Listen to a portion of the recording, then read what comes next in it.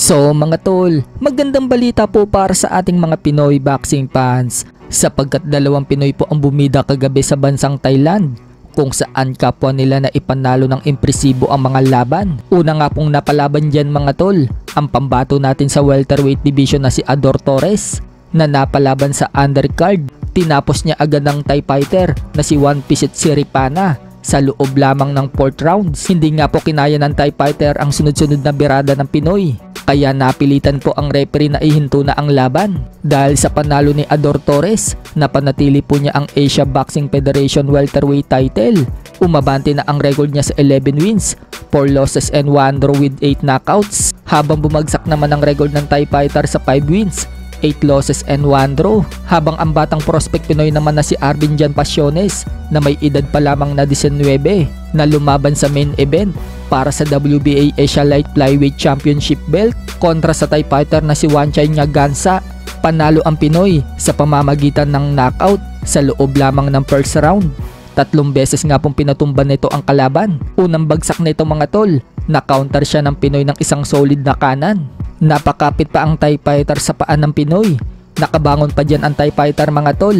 Sinundan agad siya ng dalawang mag-asawang suntok sa katawan. Napaatras po ang kalaban. Muli na naman po itong bumagsak nang magpakawala ng malakas na lepok ang Pinoy. Subalit matibay din itong Thai fighter mga tol dahil nagawa pa din nitong bumangon. Muli na naman naggrogi ang Thai fighter nang makatama na naman ang Pinoy. Hindi na nilubayan ng Pinoy na asintahin ang muka ng Thai fighter. Pero dahil dinidepensahan ng Thai fighter ang muka niya, sa katawan dumukot ang Pinoy.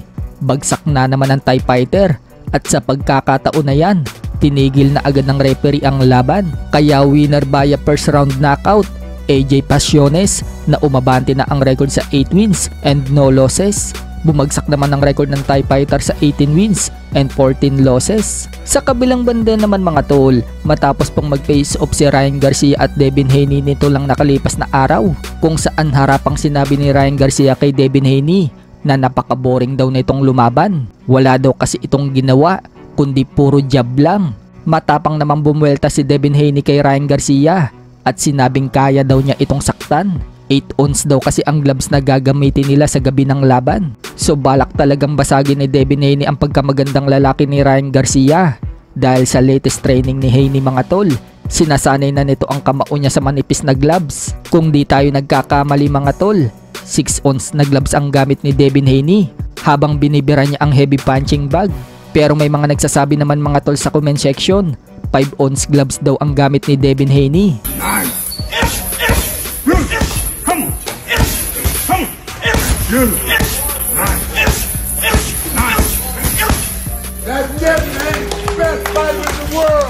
Habang si Ryan Garcia naman mga tol, nagflex ng bato-bato niyang katawan at sinabing sa mga nagsasabi daw na bad mentally siya, bakit daw ganyan ang shape ng katawan niya? Nakapokus daw siya at readyng saktan kahit sino. I'm focused. I have a different type of passion. Like I'm ready to hurt somebody.